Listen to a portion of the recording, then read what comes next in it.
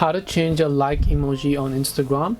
Hi everyone, welcome back to our channel. In today's video I'll guide you on how you can change a like emoji on Instagram, so just make sure to watch the video till the end. To change your like emoji on Instagram, open up the Instagram application here, then just come to the DMs page.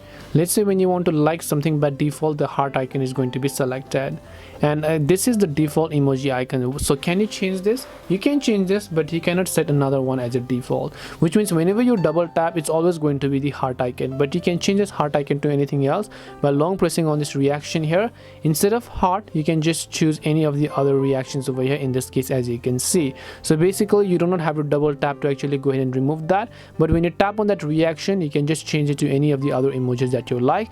You can even tap the plus icon to add a custom one over here, as you can see.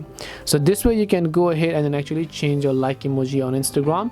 Hope this video was helpful to you guys, and if it did help you, then make sure to leave a like and subscribe to the channel. And if you have got any more questions, then feel free to leave them down.